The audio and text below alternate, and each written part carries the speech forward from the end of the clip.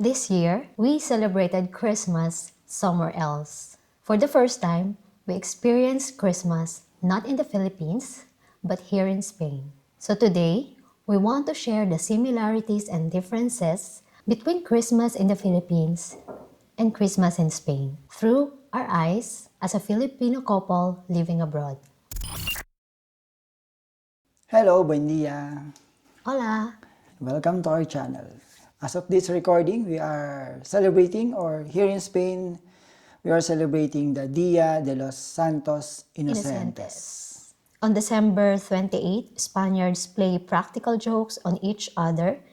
The classic move is to stick a monigot, a white paper silhouette of a person, onto someone's back without them noticing.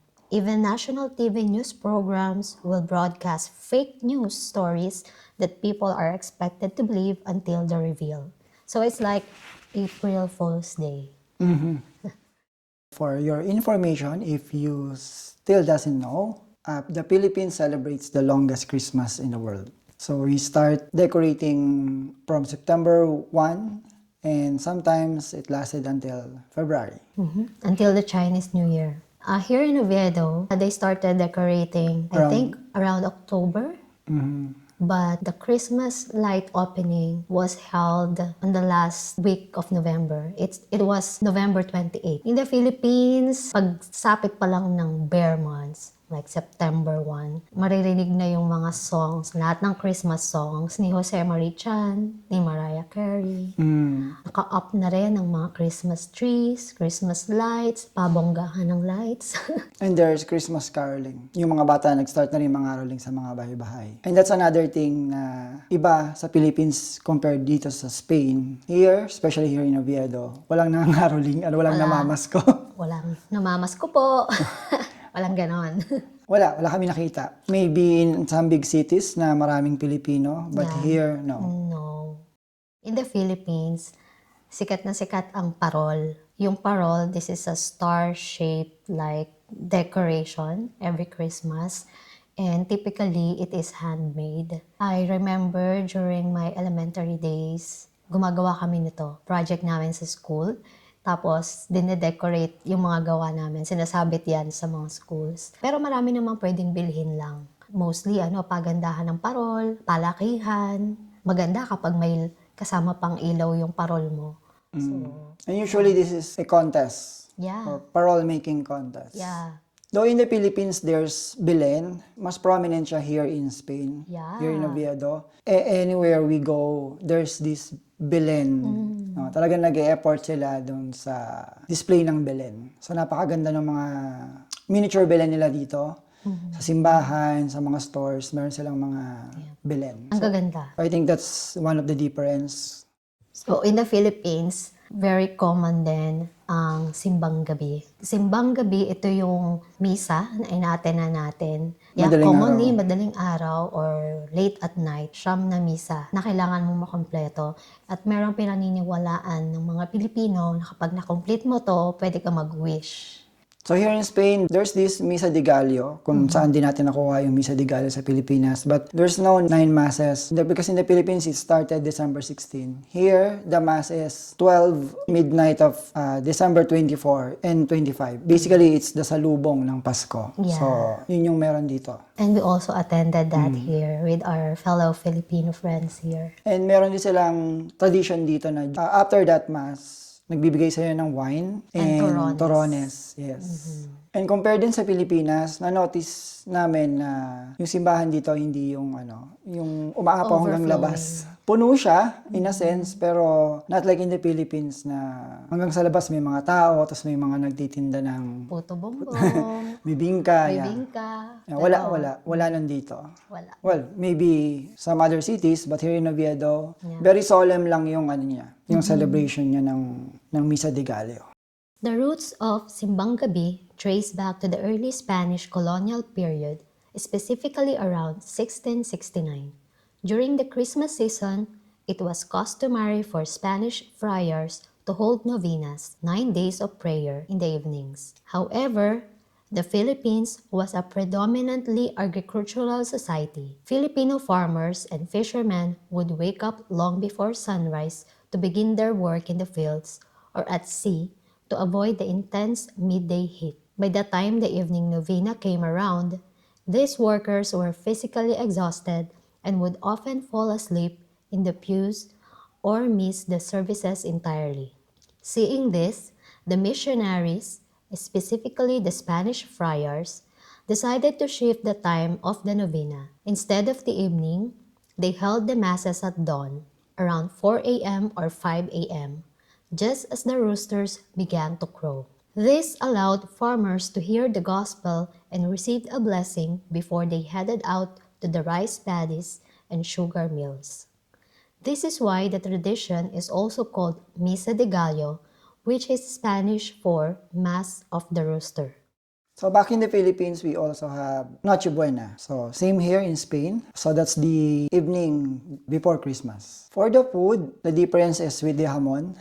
In the Philippines, we have mostly the circle hamon. Yeah, the small one. And here, the hamon is, the hamon, the bigger one. The one that you cut into thin slices. But they also have queso here. Wines. Wine, yes. Yes. In the Philippines, we always have this pansit, Lechon, lumpia. pansit. Yeah, aside from hamon. Well, we also have queso de bola and sweets like yung buko salad, macaroni salad, leche flan. And baked mac.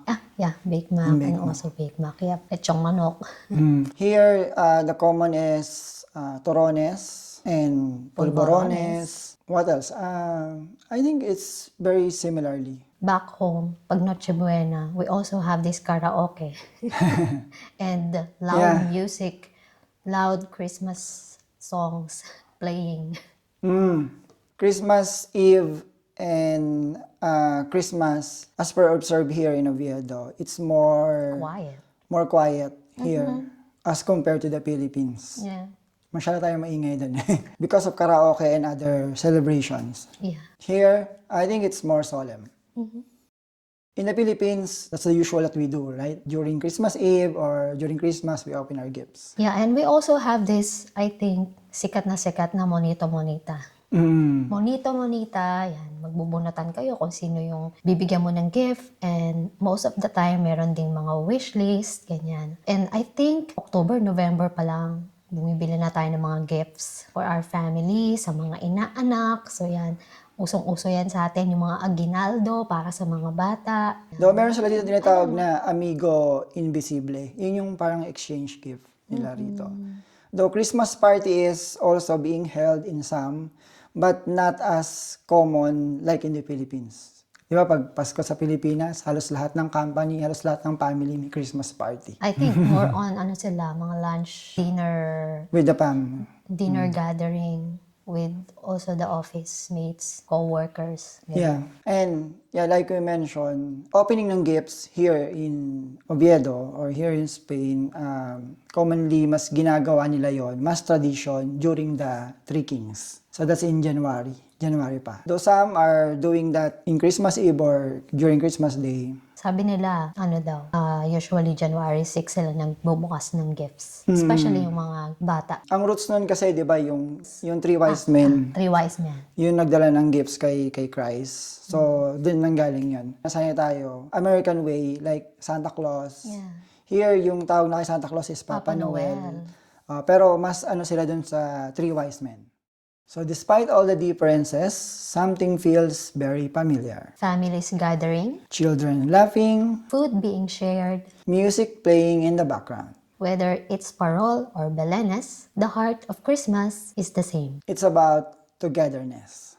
Living in Spain has taught us that Christmas doesn't belong to one country. We carry the Philippines with us in our traditions, our memories, our songs, and here in Spain, we're learning new ways to celebrate new rhythms, new stories. Because home isn't always a place. Sometimes it's what you bring with you. So again, thank you for tuning with us. A prosperous New Year to everyone. Yeah, may you have a very peaceful celebration of New Year.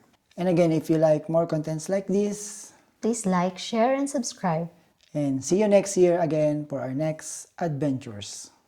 Hasta luego! Oo nga pala, since malapit na rin yung New Year, in the Philippines, we have this tradition to collect like 12 round fruits for good luck.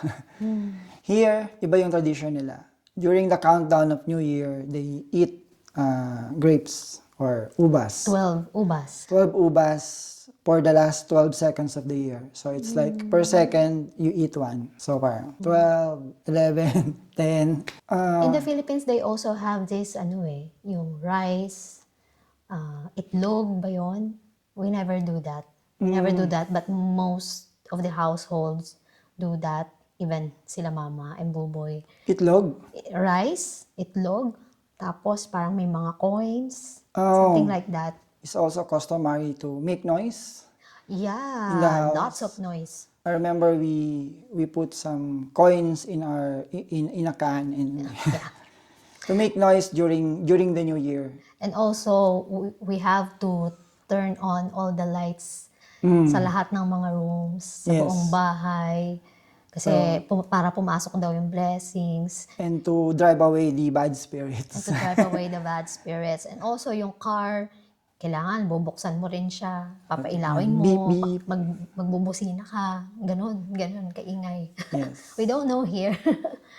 Yeah. Yeah. In 2 days or in 3 days, we will know how New Year. Is celebrated here. Yeah. But I think they also have fireworks, but Yeah. not like in the Philippines that there's fireworks In everywhere every corner. in the streets. Yeah. Maybe here it's just in the sky. Yung tipong tatawid ka ng kalsada, hindi mo alam may palang puputok doon. Yeah.